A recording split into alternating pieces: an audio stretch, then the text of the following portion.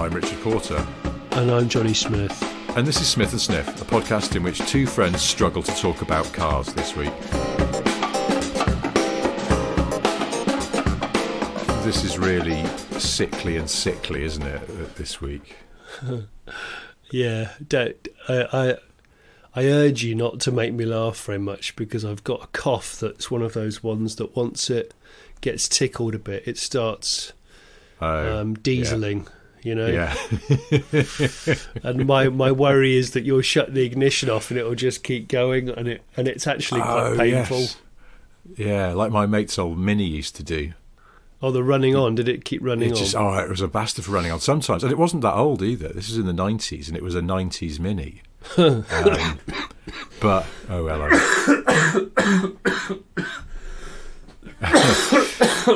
This is a... Good God. Oh, well, this is a... Oh, gosh, I've got to really navigate. It's so ticklish, the throat. Got to really kind of talk around it if I can. I'm trying to... If I sound like I'm talking quieter than usual, it's because I am. I'm trying to channel my late-night DJ where I don't sort of aggravate my tonsils too much. We should explain then. You've got COVID-19. Apparently, yeah. And I'm still not fully convinced I have, but we'll see. What do you think it is? I don't know. Terrible flu. Oh, it's about the same, but with no sense of taste. But, so, yeah, you've got some kind of lurgy that may be the fashionable coronavirus that's going around and that the kids are talking about. Yeah. I'm not actually that sickly. I think I have got a tiny bit of a cold, but also I had to go to the dentist a couple of days ago, and I have got to go and have a root canal thing done because I've had really bad toothache for the past fortnight, and it's not been very pleasant. But I also got a massive bollocking from the dental hygienist for brushing my teeth wrong, which may be some of the cause of this. Oh, now that's interesting. Well, it turns out that if you have an electric toothbrush, you don't use it the way that I've been using it for about, 10 years or something. What were you doing wrong exactly? I mean, there's something that I knew was wrong but couldn't stop doing it, which is it's almost because it's programmed in. I was not letting the brush do the work. You were moving it around manually. I'd be moving it around a lot like an old-fashioned toothbrush. Yes, that's common. And I know that's wrong, but I was still sort of couldn't help doing it unless I really thought about it. Yes. But then in league with that, I was foolishly applying the toothbrush to my teeth. And what you should actually be doing is holding it at almost 45 degrees and letting it scuff along your gums as well. 45? I'm trying to... Yeah, it's hard to explain, but basically you don't just hold the brush flat to your teeth. You hold it at an angle. This is how she showed me to do it. Because they're quite soft bristles, I've noticed, on electric toothbrushes. Change your head, your toothbrush head regularly as well. I mean, obviously, you're supposed to. Is that song by Kim Basinger and... Kim Basinger? Change your head. Who did that song? I remember it. Let's go to bed. Basement Jacks? No, it wasn't. It was better than that. Anyway. It did have Kim Basinger in it. I'm kidding you. Kim Basinger, the actress? Yeah, she was... Yeah. Let's go to bed. Let's go to bed. Hang on. I'm not making this up. Shake Your Head, featuring Kim Basinger. Let's go to bed. I don't remember this at all. Yeah, this was in about 1990. So did she do it? Wasn't she going out with Prince around then, or was that earlier? Gosh, around the time of Batman. I don't even know. She went out with Prince for a bit. Yeah. Was she? Yeah, and I thought they were recording some stuff together. There was a story once in a magazine that said that she used to go into the studio at night with Prince, and she was sort of staying at his place, and they would make some music. But then one day, Prince's engineer came in the next morning, and the mixing desk was covered in honey. Ooh. Yeah. That is never going to come off. Imagine all the gaps that it will seep down. Also, there's so many places for it to go as well. You could write off a very expensive mixing desk. Prince would be just like, do you know what? Don't talk about it. Just go and order another one. Just get another one. Yeah. Have that one sent to my studio. I'm going to hang it from the ceiling and throw feathers over it. It's a piece of modern art. He comes in one morning, "You're right," to his engineer, and he was like, "No, I'm not happy actually, Prince. We've got a massive wasp problem in the studio now because of your laissez-faire attitude to sticky sweet Also, products." can I just say that honey, that's not going to work, is it? Is it? Well, it depends what sort, but yeah, sticky. As a sort of, I don't know, an arousing food stuff on the body. I don't know. I'm not convinced. I'm certainly not. I'm not an authority on the subject. A friend of mine, he was doing some things with a lady, and I think jam. Stop it. He's Stop quite it. a big lad. Stop and it. she was quite small, and she fell. He was lying on his back. She fell asleep lying on top of him, on her front, and then woke up and sat back, and the jam had formed a glue-like substance, and it ripped all his chest hair out. Seriously? Yeah. Oh my gosh. And he was busted by another friend of ours because they were staying in a hotel away on a work trip, and they went down to the swimming pool. Oh and, my and god. our mutual friend went, "Why have you got a massive hole in the middle of your chest?" Jam as well. Jam just seems... I know. Jam. The things that people do. Dirty I know. human bastards. You just don't know, do you? It's like, but a converse to that, when I was a student, one of my mates lived in a shared house, and his girlfriend at the time bought him some of that sort of like Ann Summers chocolate, body spread that is basically like saucy Nutella. Yeah.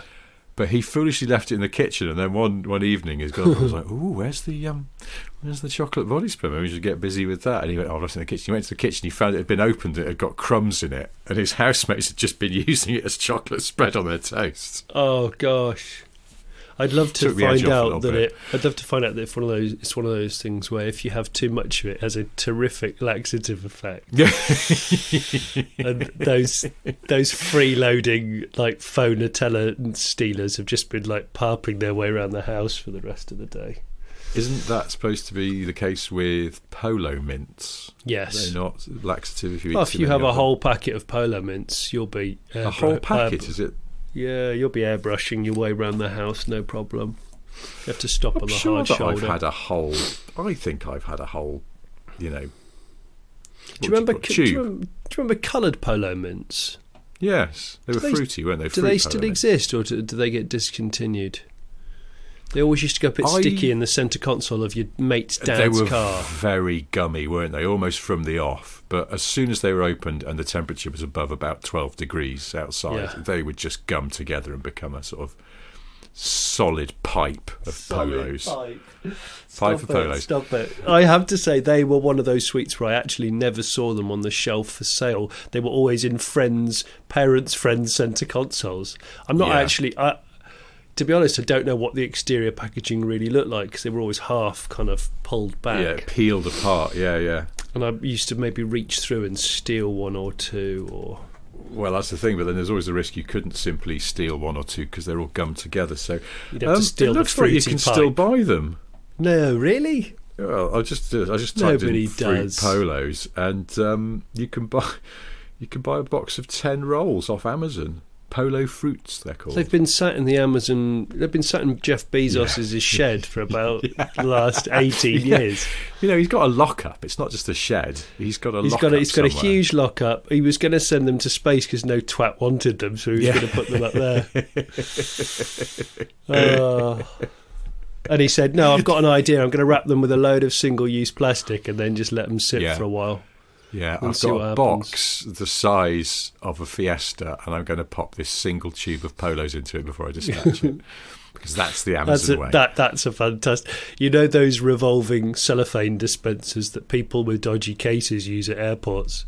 Oh yeah, I'm gonna put 115 revolutions of that round it just because I'm bored. Bezos. And that's the thing, and it's like, right. by the way, guys, on the one hand, I could probably end the use of single-use plastic within 12 months with the wealth that I have, but I'm just going to go into space instead. Is that all right? Yeah. Thanks, But Jeff. not even proper space. Just Not sort even of proper like space. Just Well, kind it's just of like sort of weedy, just the tip space. It's the peripheral. It's the outer fence of Glastonbury Festival, isn't it? It's not. You haven't, I can hear the yourself music, but I can't backstage. see anyone. Yeah. You know. Oh, cheers for that, mate. Yeah, brilliant. What a Yeah. great use of funds. Yeah. Wonderful. You can tell I'm really into space, can't you? Yeah. Well, it's difficult, isn't it? Because on the one hand, exploration and curiosity, inquisitiveness are absolute Key. foundations of humanity. Yeah. But on the other hand, we do have to think about the mess we've made of the place that we live, rather than just buggering off to look for new places to live. Entirely. And, That's my opinion.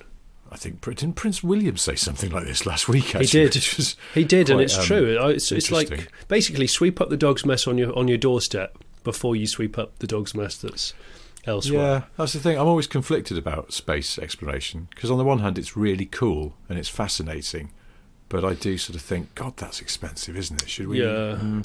I don't know. I don't know the answer. I'm sort of Schrodinger's twat about this. I want it to both happen and not happen.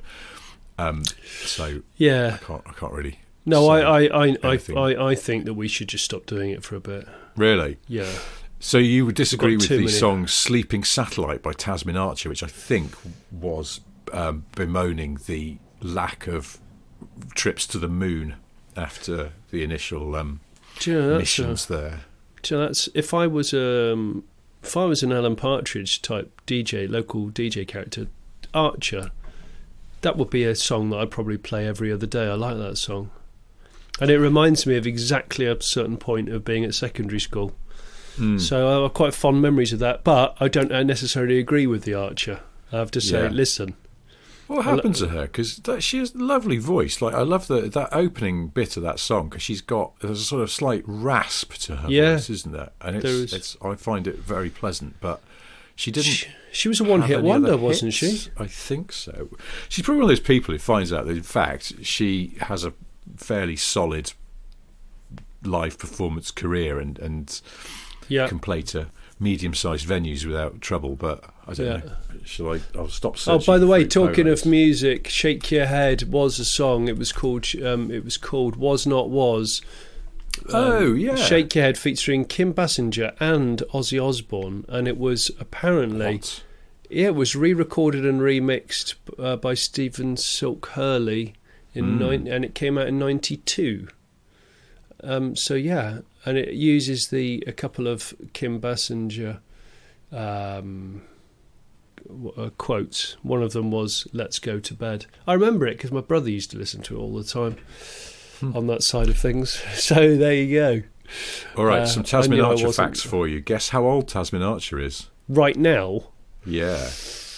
60. Well, you could guess. You guess how old she is. She won the Brit Award for British Breakthrough Act in 1993.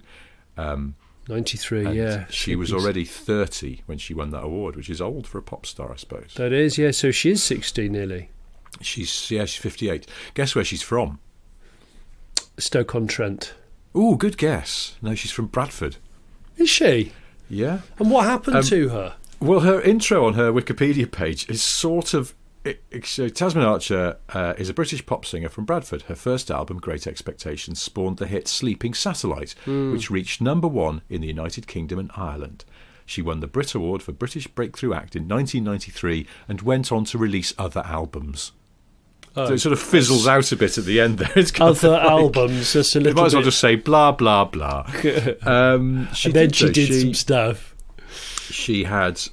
Oh, yeah. So then she released a second album called Bloom, but the single from it, the lead single, failed to break the top 40. The album peaked at number 95, and she left her record company EMI.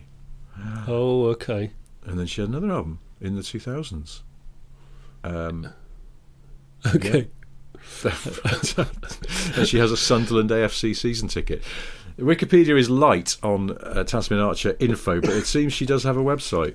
But remember, tasminarcher.com. everyone, you don't have to trust Wikipedia because it is No, you don't, fundamentally just made up bobbins most of the time. Yeah, never. It used to drive me nuts sometimes working on TV shows when you get like a researcher would give you, I've done the research. No, you haven't. You've cut and pasted No. Wikipedia. Yes, that's just BS. There was someone I worked with who used to put together information and would sometimes forget to delete the hyperlinks from the Wikipedia thing they'd pasted into a Word document. Yeah. Sloppy. That's really sloppy. Yeah. Don't make me laugh, like I said, because it'll start me dieseling. A friend of mine had a 6-year-old, really good condition Volkswagen Transporter that he took to a VW dealer to have a normal annual oil service. And apparently they overfilled it. And Really? in traffic, it started dieseling, and it dieseled itself to oblivion and totally killed itself, even set itself on fire. Yeah, and VW just went, yeah, it's not our fault, sorry. He was fucking furious. I'm not surprised. He used to worship it at the best of times, but obviously took it to main dealers and things. Yeah, lost the whole van. Crikey. Dead. Yeah, that was... And now all he does, he walks everywhere. He doesn't trust cars now, and he only listens to Tasmin Archer. Cut's a very lonely figure. Yeah. In a number of ways. Yeah, oh, absolutely. You know, I was saying about my mate's nearly new Mini in the 90s that used to run on, and to such an extent sometimes, because he used to let me drive it. Okay. When we were students. And sometimes you could take the key out and you would have the key in your hand, not in the ignition, and it would be dunk, dunk, dunk, dunk, doing an incredibly low, lumpy idler. You'd have to just stall it to make it stop. Yeah. But I subsequently, many years later, met a bloke who used to work at Rover Powertrain, and I happened to mention this to him, and he went, "Oh yeah, those late A series, the blocks were so rough by then. The bores used to have ripples in them, effectively." And over time, bits of carbon would build up in these sort of minute ripples in the bores, and then they would sort of be hot and catching fire and just allowing the engine to keep sort of this sort of spluttering death turn that would keep them chugging on.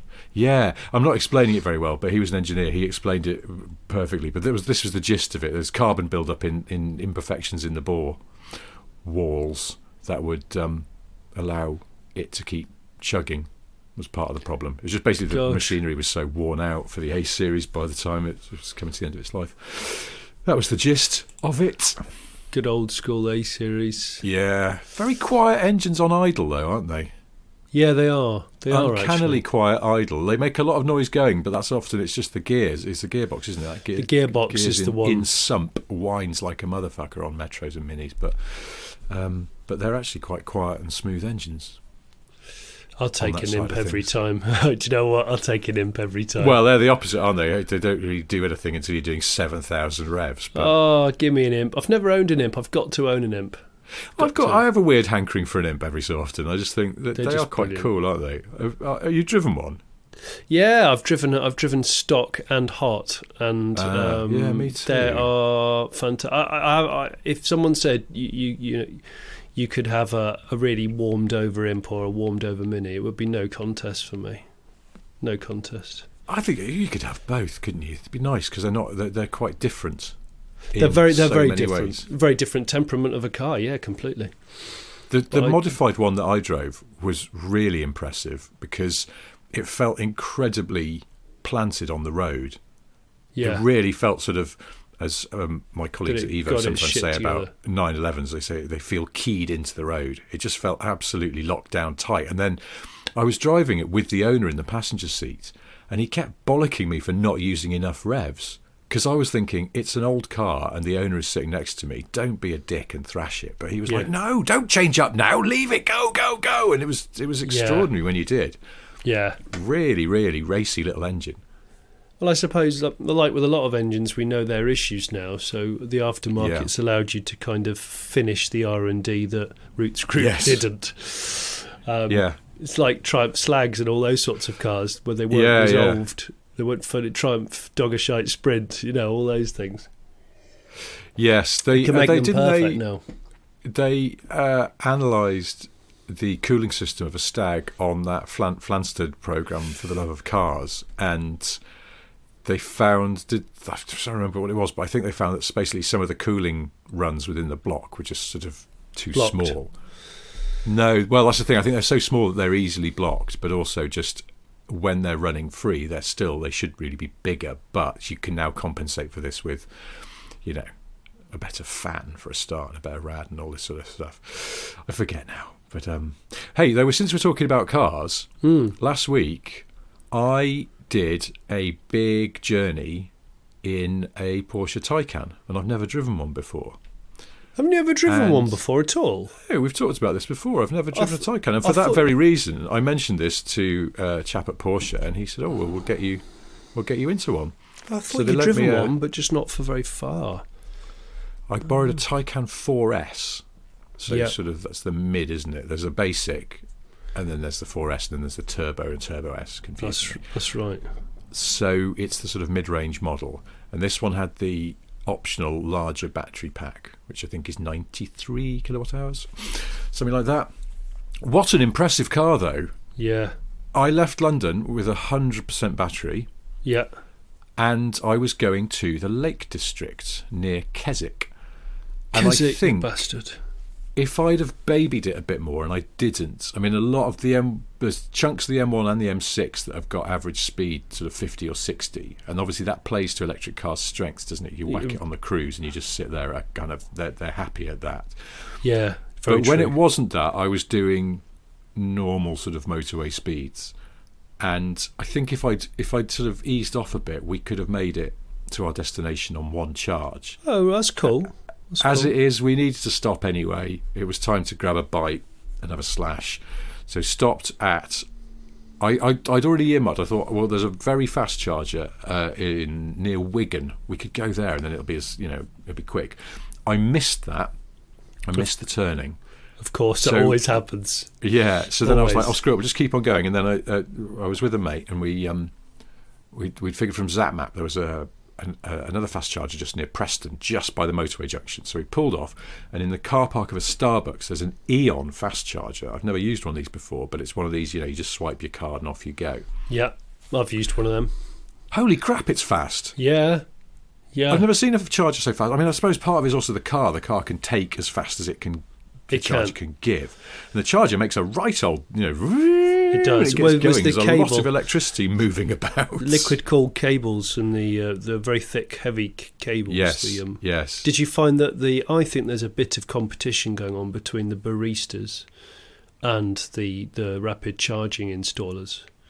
Because I think that they're like, right, I reckon we can get this car to 80% charge before the barista's done all of its boring, drawn-out coffee preparation. Coffee dicking about. Yeah, so therefore it's disproving this theory of like, oh yeah, well, all you got to do is have a coffee and go to the toilet and then it'll be probably nearly there. Actually, it's probably already there, but by the time you've finished telling them what's going on, I went into one of those Starbucks, and I don't do the drive-through thing because I think drive-throughs are for twats. So I walked in. Well, it's for people that just want to sit there and burn through their £1.45 a litre diesel, which is just absurd. So I just walked in. I got served, and I thought she was talking to me all the time, but she wasn't. She was talking to the headset. Yes. Of all the people behind in the queue wanting to get drive-through related refreshments. Yeah. And it was quite disconcerting. And in the end, I said to her, I don't know how you do it. This is, this was like 8 o'clock in the morning, might have been earlier. So the amount of multitasking you're doing is just, I couldn't even do this in the middle of the day, let alone right now. Well, she probably has had a free bucket of coffee to get her going, hasn't she? I assume. Yeah. You're allowed to do that. She sort of smiled at me, but it was that smile of like, yeah, I think you're just taking the piss out of me. But I wasn't. I wasn't taking the piss out of her at all. If I was her, I'd love to have just grabbed the headset and just gone, everyone that's queuing up, I'm not going to serve you. If you just want to go and park up and walk in, that would be great. Thank you. We're just going, yeah. So thanks, everybody. One flat white. Okay, and do you want me to spit in that? What? Yeah. Exactly. Do you want sugar in that? Yeah. Well, I have to say, I was very impressed with the Eon fast charger, and in the time it took me and my mate to eat a sandwich and go back and order a coffee, it had gone from about sort of 20% to 90%, and wow. that last 20% always it slows down, doesn't it? So yeah. So that was what really impressed me. I glanced at it and it was at 80, and I thought, okay, well, I'm going to go and get a coffee, and when I come back, I bet it'll be like 81 because it'll be slowing now. And no, it has rocketed up to 90%. So and then impressive. Off we went. made it to our destination, loads of miles left. But then during our long weekend away, I went down into Keswick to the supermarket where I'd noticed there's some Instavolt chargers, and I thought, I'll whack it on there while I'm in the supermarket grabbing a few things, and then it'll be fully juiced up for the return trip home, because it was already at 50-odd%, I think. Yeah. And the Instavolt chargers wouldn't talk to the Taycan. Really? They were playing silly buggers. Yeah, I tried 3 of them and they were all just being twats. So that's a shock, no because dice. I've never had a problem with Instavolt. I've always found them to be the most painless. I remember you talking very highly of them, and I've heard other people recommending them, but no. And I was so delighted. I was like, this is where, there needs to be more of this stuff now. I'm in a fairly remote Cumbrian town, but in the supermarket car park, there's a whole row of Instavolt chargers. Yay.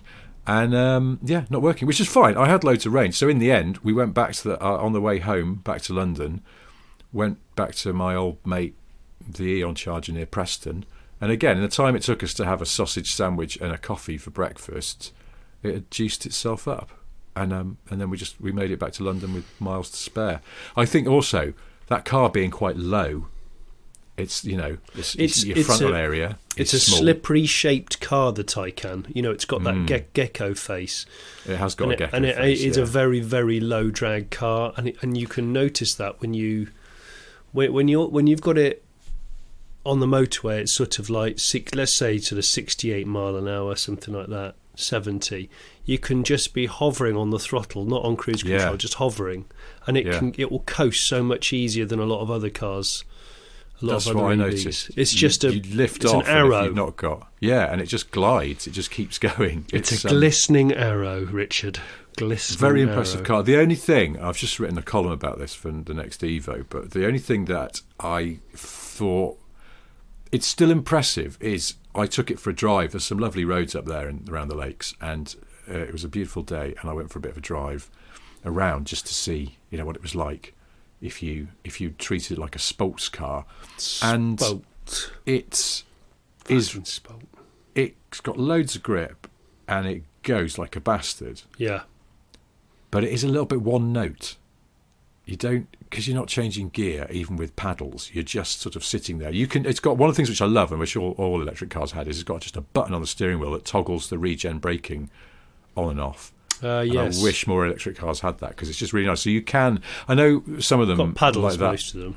Yeah, that Isotonic 5 that I had the other day had paddles, and that's good. But if you're not going to give us the paddles, just an on-off, some way of easily putting the regen level up or down is great. And but apart from that, you're not really doing anything.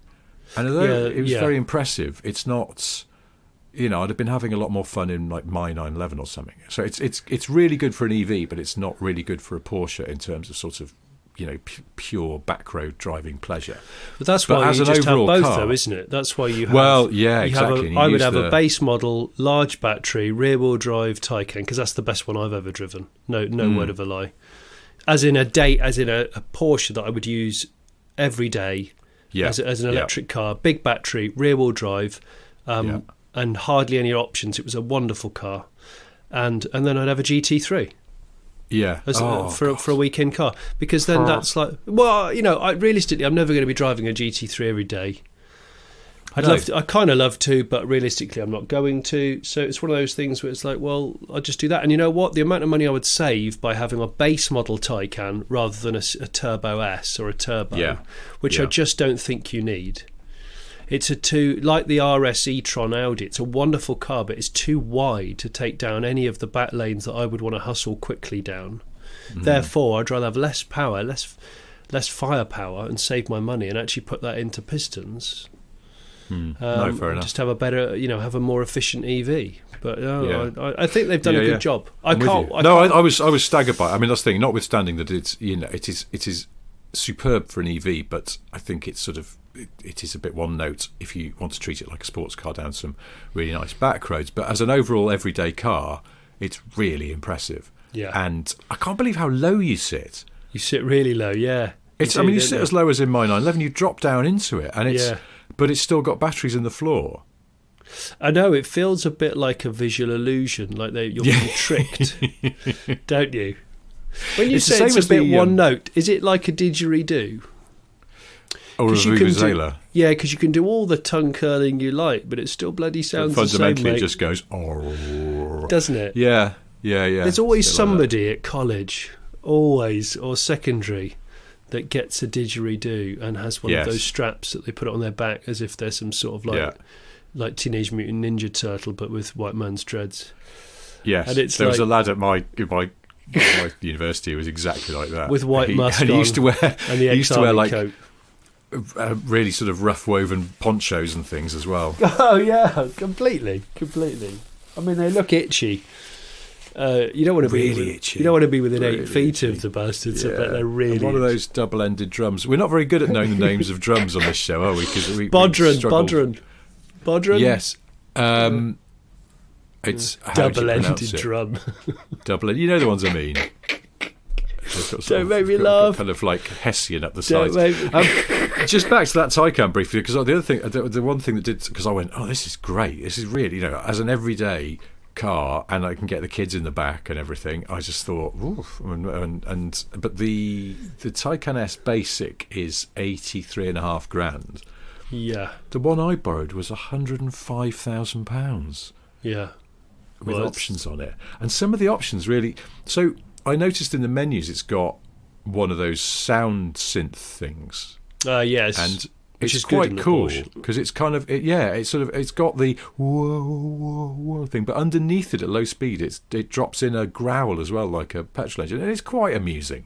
Yeah, But I then discovered that it's a 354 quid option, and I just don't. You wouldn't pay money for it. It's not that good. your Jag I-Pace had one, didn't it? It did, yeah, which was standard, and you could do different settings, and I just switched it off. Did you? So you never had it on ever? I first got the car, I played around with it, and then just went, actually, No. nah.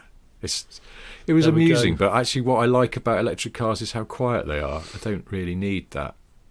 Absolutely, Although I agree. Silence is golden. The Off of the VW Tremolo's. E-Up has that little sort of, it feels like a recording of a petrol up. They've put in a little sort of 3-cylinder growl. Have they? God, Yeah. I don't remember that. Just at low speed, and it's quite nice. Don't mind that so much because it was quite subtle. So there's. I'm a surprised that a band like U2 haven't done a deal with the manufacturer where it just plays U2 at a really low no volume. option to turn it off. At You low just drop volume. it into your car. So, but it's Yeah. very low Well, volume. So even if you've got other music on, it's still also playing U2 at very low volume. Of love. Oh God! Here he Oh, comes it's in his free electric car. download. Oh, I didn't want it. Can you take Can you take the Bono off? No, I can't. Sorry. I've just been writing about that Fiat 500e, and that plays music at low speed, doesn't it, on the outside?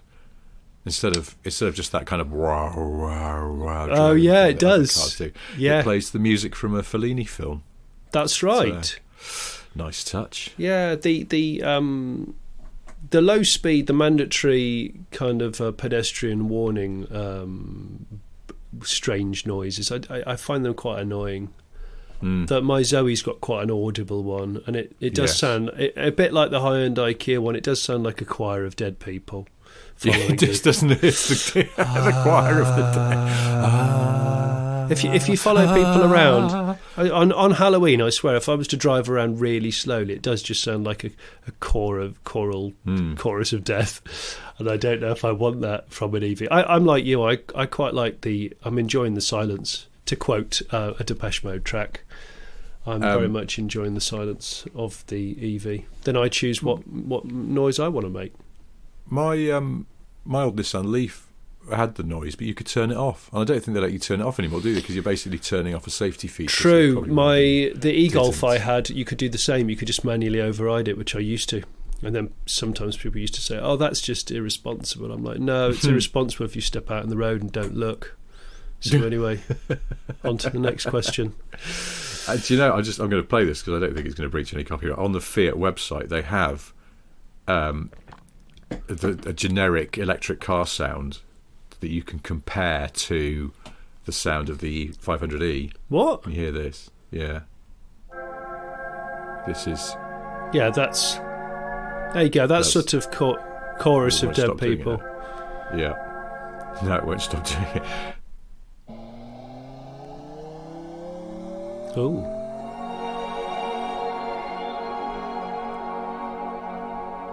Interesting, isn't it? It is interesting. That's what the 500e does. I do like the 500e. I know we appear to be talking about the same cars every podcast at the moment. We're going to have to mix Did we it talk up about the 500e? I don't know. We didn't talk about the Taycan. I was going to... No, we didn't talk about the Taycan. We talked about its brother, didn't we? The RSE Twan GT. Yeah, and I was going to say last week just about the Hyundai Isotonic 5 that I wasn't sure about it initially, but I ended up really liking it, and I thought it was actually a very good car of its type, loads of room inside and all of that sort of stuff, and everybody seems to like the way it looks. Yeah. So it's probably... it's a winner. I discovered, I said I saw a black one, it looked absolutely gash with those silver arches on it. Apparently the base model has black arches, and I think that would probably look a lot better on... and would probably date a bit less. Oh, that I've got time. I've got a lot of time for an Arctic 5. I'm thinking of buying one. I know. Johnny, I know. Guys, I've told you. I know. Guys, look, listen, hey, guys, look. Oh, I forgot to say on my desk. I've told you before. I've got a couple of like little corgi Matchbox Hot Wheels toys just that I've accrued over time. Yes. Well, my grandma gave away. She had a shoebox full of Matchbox and corgi toys that she's had in the understairs cupboard of her house since we were 2 or 3, and she's finally realised that all of the grandkids are too old for it. So she said, "Oh, do you want any of these? I know you used to play with them all the time, Jonathan." So she gave me first dibs. This was a while ago, and I just totally forgot to tell you. And she's been quite unwell lately, so I thought I've been thinking about her a bit more. And anyway, she gave me the option of having a go on it, and I got 3 of them. One of them was a Batmobile BMW, which is seen. It's got a few paint marks, damage on it and things, but I think that will go through Bonhams for a couple of $100,000. So I got that one. Is this the toy car equivalent of a barn find? Yeah, well, this is or loft find. Yeah, there's definitely loft find. But this one made me chuckle. This is I've got it in front of me. This is a Corgi Junior's Porsche 917. It's silver with yellow tinted glass, and it's part of the series called Growlers. So it's called a Porsche 917 Growlers. And it's because it does this. I don't know if you can hear this. When you push it along, it's got a little toothed wheel underneath with a flappy paddle, a sort of thing used to attach to your bike with a clothes peg to make it sound like a motorbike. Yeah. Well, that's what it is. And that's the very realistic sound, my friends, of a Porsche 917. Ready? Wow. But that is the Corgi Junior Growler series. We stood next to a Porsche 917 as it started up at Goodwood a while back, didn't we? And I don't remember it sounding like that. I do remember it sounding like a small portal into another world had opened up. I reckon if it had sounded like that, I reckon Gunther and Hans would have dived for the off button and gone, right, something from the distributor's fallen down inside a hole. We need to... It's running on one. That's cool. That has reminded me, my mate Giles Chapman, prolific motoring author and archivist, has got a new book out. It's called Britain's Toy Car Wars, The War of Wheels Between Dinky, Corgi and Matchbox, and it's about the heyday of toy cars and the battle between them. I haven't read it, I haven't seen it, but I saw Giles plugging it the other day and I thought that looks really interesting. So I'm going to buy that. Yeah, I thought I would buy that as well. There's a lot of good car books about at the moment. Well, yes. Is that just seamlessly led me on? Have I just seam-welded my way into a... you can plug it halfway through, Rich. Be different, mate. It's different this week. Boring Car Trivia 3 is coming out hopefully this week. And we're just finalising some details. I've had... an excellent car artist called Russ Wallace, who some people might be familiar with on Twitter, does beautiful illustrations of various cars, sort of favours kind of like good old retro sort of 80s, 70s stuff, but does all manner of things. And he's done a sort of wallpaper for the cover for me. which has a theme. It's abstract parts, line drawings of abstract parts of cars that have 3 in their name, and it's really good. Looking forward to this. So it's like a little added guessing game for car nerds that you can play with the cover. And yes, it's going to be out, and it's bigger than the last 2. It's sort of like a third bigger again than the last one, I think. So it's packed full of boring facts. I'll be mentioning it. Will it be out? It'll be out in readiness for Christmas, will it? Oh yes, Yeah. That's definitely a thing that's coming. That might be a time when you could ask for someone to buy it for you rather than buy it for yourself, or just buy it for yourself. I mean, it's not expensive. I know. I always think I'll put that on the list of. Well, I do. Yeah, I saw Giles' book and I it.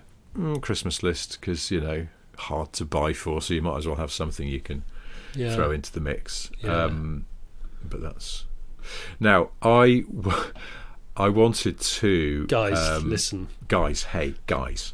I wanted to read out a story that we were sent.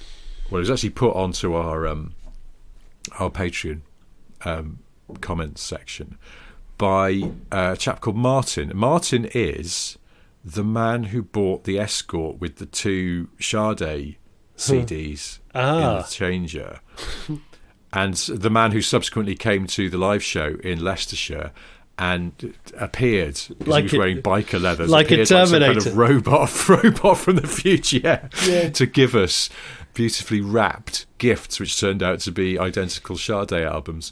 And Martin, it turns out, the Sade albums are just the tip of his anecdotal iceberg, because he sent this story in which is absolutely remarkable. He says, for the first 6 months of 2000, I had to commute from St Neots in Cambridgeshire to Cardigan in West Wales. It's a 308-mile journey if you go A1, M4, A48. And the last what, a day? Commute, I don't know. No way. Hang on, what? Anyway, he says this, the last chunk of the commute was quite entertaining, especially in the lovely azure blue Lotus Elise I had at the time. A colleague of mine had to make the same journey in his Impreza Turbo, and with us both being 20 years old and carrying natural stupidity of Himalayan proportions, this developed into a time trial. Every week it was a competition of who could set the best time. I could just about do the journey on a single tank in the Elise, and once I realised that, then it was a matter of seeing where else I could cut time out of the journey. Stopping to eat, not a chance. Stopping to stretch my legs, no, I'm young and flexible. Stopping for a slash, I'm 20 and my bladder could probably hold more piss than the Elise could hold fuel. Oh my gosh. Well, it would under normal circumstances. It didn't on the day I decided to neck a 750ml bottle of Oasis Citrus Punch while traversing the M25. In hindsight, this was a poor choice for an endurance commute. This became more clear the further west I went along the M4, but I was determined to make it to Cardigan without wasting valuable time pissing in a hedge. As each junction passed, the pressure grew, the concentration fading and replaced by thoughts of waterfalls and babbling brooks. I became paranoid that everyone on the radio was taunting me. And there's the Moody Blues with Running Water. And now over to our interview with the lead guitarist from Guns N' Roses, etc., etc. I wasn't going to give in. I decided to deal with the situation. I still had the empty Oasis bottle. If 750ml went in, then 750ml is going to come out, isn't it? On a very straight section of the M4, which let's face it is most of it, I unzipped, positioned the Oasis bottle between my legs, and pushed it up so that the bottle aperture met with my winkle, creating a decent, safe seal. I imagine sort of like how a shuttle docks with the ISS. The relief, the sweet relief, it was so good. This was excellent pissing. Oh dear. Stop it. It was. Hang on, Martin continues. It was excellent for roughly the first 300ml anyway. My brain neglected to take displacement into consideration. With a perfect seal to avoid spillage, there was nowhere for the air to go. The bottle started to feel quite pressurised as the dawning realisation of physics came into play. With the reluctance at the forthcoming depressing inevitability, I tilted the bottle downwards to create a tiny opening to relieve the pressure. Oh no. No. It sounded a bit like a party popper, as the cramped interior of the Elise was filled with steaming hot atomised piss. Oh, It was all over my T-shirt, the seat squabs, the footwells, the driver's side window and sills, and most of the way up my right arm. It was that It was pressurised? just everywhere. Oh, Yeah. my gosh. It's like a fire Martin extinguisher says, of Waz. Exactly. Martin says, I didn't have enough eyes to take it all in and continue pissing. Oh, and to do that whole driving thing, which somehow seemed less important now. I didn't stop, though. I finished my business, capped the bottle, and left it stood up in the passenger footwell. He Drove didn't the rest stop of the way driving. to Gardigan in a piss-soaked Elise. Finally stopped at a garage, bought a big pack of wet wipes, and cleaned the interior as best I could. If anyone reading this has ever bought Elise chassis number 8004 and wondered why there was a faint smell of seafood and fairground hot dogs on hot summer days, now you know why. Oh, Sorry. man. Oh, funfair hot dogs. And I can't believe steaming hot atomised piss. Thank you, Martin. That's an incredible, if slightly unsettling story. I love that story. Wow. A solemn warning to other listeners to think twice before attempting to wee into a bottle. I will tell you of one a day. fast-moving car. I will tell you my bottle Waz fail story one day, but unfortunately it's a sensitive matter. It involves a newly born child and my wife being in the car. Oh my god. So it was just double disaster. It was something that should have never been attempted. Oh, and actually, come to think of it, it was in a Porsche as well. So yeah, I probably shouldn't say that on the public. So anyway, I'm gonna. That leads me perfectly into a letter that I would like to read out before we finish this session, and this one's from a listener in New Zealand, Alan. Okay. Alan McCormick. Hi, Mr. Smith. Hi, Mr. Porter. Got to say, really enjoyed the recent Bond car bingo. Brilliant. Thought you might be interested in an experience I had back in New Zealand when trying to sell a 1988 Mitsubishi Galant VXR, white four-wheel steer, four-wheel drive Japanese import thing back in the early 90s. I took said car to a private car sale meeting in Auckland, as I lived in another small town and I hoped to capitalise on the extra number of potential buyers. After sitting around for most of the morning having no luck selling the unit, I love that, the unit, I thought the day was a bust, and I was about to call it a day when along came two absolutely massive, those capital letters, Maori blokes covered in tattoos, sporting their affiliated gang patch leathers. Now me, being white of slight build and completely inept in any form of martial art, thought I was not only going to die, but these two fine gentlemen were about to run over my dead corpse in the process of stealing my own car. Surprisingly, they were both very friendly and articulate in their desire to purchase what they called a cool car, bro. After some quick negotiations on price, we headed off in pursuit of a money machine. You remember those things that spat money out from a hole in the wall? As I sat in the back of my car and my two friends took up every single bit of room in the front seats, I realised that these money machines only allocated a certain amount every day.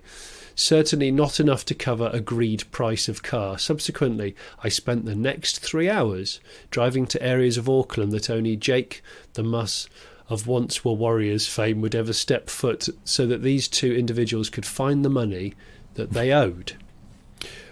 One of the said addresses comprised of 8-foot solid fencing with barbed wire along the top, 2 times broken down 68 and 72 Chrysler Valiant Regals, 4 times... Great detail. Yeah, that's what I thought. 4 times Harley-Davidson Softails, and a dozen or so gang members, each one bigger than the other gentleman escorting me about. Oh, and I forgot about the Rottweiler jumping up my window, thankfully restrained by a 12-foot chain. BB1 and BB2, short for Bloody Big Person 1 and 2 individuals, poked their heads in the front windscreens, in the front windows to converse with my kidnappers. They took one look at me in the back seat and went off laughing.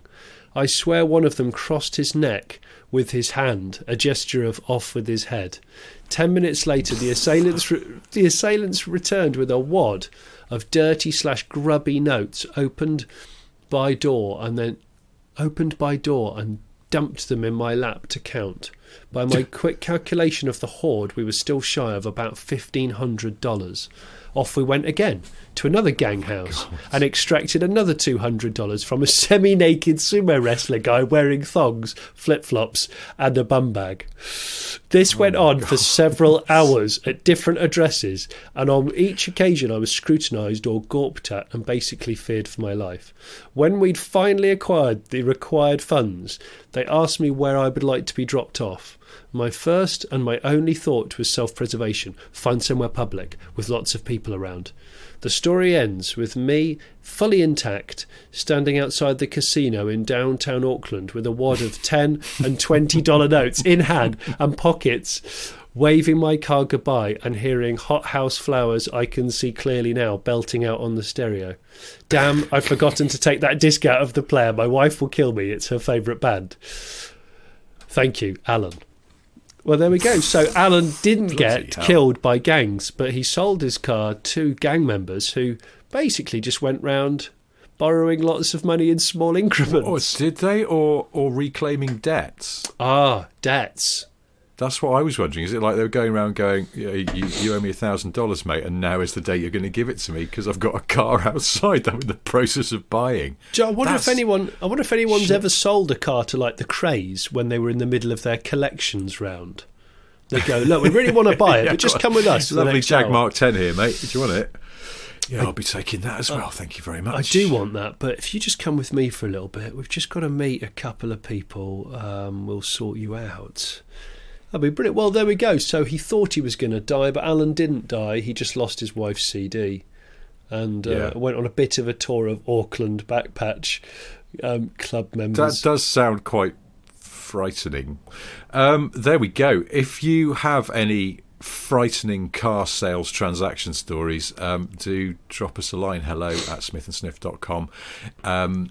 Car piss accidents, yes, use your judgment on that. I mean, just if you want to send us a story, then exploding smoothie bottles, yes, oh yeah, we've had a few good exploding items, usually food. Yeah, basically anything, because all your just letters anything. We like stories. Fantastic. We get we always say so. We'll do a full show of just your stories because we do get some really good ones, and we do read them all. I promise. It's just that we've been a bit useless at replying for various reasons to do with busyness with other things and Jonny having lurgy. Rona.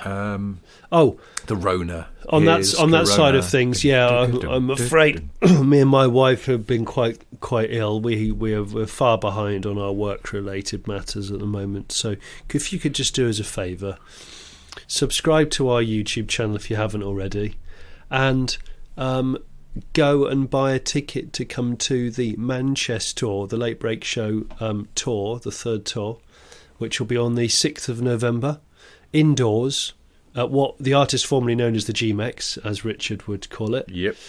And it's going to be an eclectic car show where we'll have a live Q&A, live car quiz, and an idle chat, and it'll be wonderful to have you all there. We've gone to great efforts to try and make this venue happen, so hopefully we've booked it so they will come. Go to thelatebreakshow.com/Manchester. There we go. Please. Otherwise, and I'll bring my 917 growler. Good. Well, we should probably wrap this up while we're still both able to speak. And I'll finish with 3 things that I have to tell you. One of them is that Jonny has a solo YouTube channel called The Late Break Show. But you know that by now, and you also know, because he's just told you, that on Saturday the 6th of November, The Late Break Show live fetches up in Manchester. Please come along. It's going to be great. 2, I have various books out, and as I've also already mentioned, Boring Car Trivia 3 is out this week, so dive in there, my friends. And the third thing I have to tell you is that the emergency systems on Apollo 13 that saved the astronauts' lives were designed in part by Jack Black's mum. What, Jack Black the comedian? Yeah. Really? His mum was literally a rocket scientist or something of that ilk. Yeah, that's brilliant. For NASA. Wow. Yeah. So it's only natural that he would go into comedy after that. He's following his family. School of Rock lineage. never gets boring. Never. There was a period it? when Channel 4 seemed to show it sort of every month, and if I happened to catch it, I would just be powerless not to watch the rest of it. Yeah, it's me such too. A brilliant, heartwarming film. It is a and great that's the point film. where my wife would be like, "Didn't you just watch this?" And I'd be like, "Yeah," but my capacity to watch it again is up there with I don't know, Live and Let Die, 48 Hours, Blues Brothers. Yeah, I watched Spinal Tap. the Blues Brothers is on a lot at the moment. Yeah. I like that. That's good. I took some DVDs away. I went away. The reason I went up to the lakes in that Taycan was because I was going away walking with some old university mates, and which we try and do every year, COVID permitting. And I took a bunch of DVDs because I thought of an evening we'll sit around and we'll have a beer, a glass of wine, and we can watch some films that we all like. And it was the first rented house I've ever stayed in that didn't have a DVD player. Wow. I thought it was the law that rented cottages had to have at least a DVD player or maybe a VHS player and a selection of retro VHS tapes. But no, nada, nothing. So I'd taken Planes, Trains and Automobiles, which I bloody hell, that was brilliant. Really looking forward to watching again, even though I saw it a few months ago. The older I get, the less schmaltzy I find the ending. I very much like that film. That's a good one. It's a brilliant film. The Great Outdoors is another one that's of that. I've not seen that one for a while. Yeah, that's not on my multi-watch list, but maybe it should be. Anyway, we'll do this all again next week when hopefully we'll be both back to full health. And I think, not next week. Well, I was going to say what? Well, there's a thing. We did a thing last week, didn't we, that we're not allowed to talk about for a couple of weeks, and I think we still can't do it next week because there's an embargo and we signed an NDA. So anyway, sorry, that's just carrot dangling nonsense, but it will make sense when we can finally discuss a thing that we were allowed to see. Okay, well, on that frustrating note, thank you ever so much for listening. Goodbye. Goodbye. Live from death's door, it's Jonny Smith.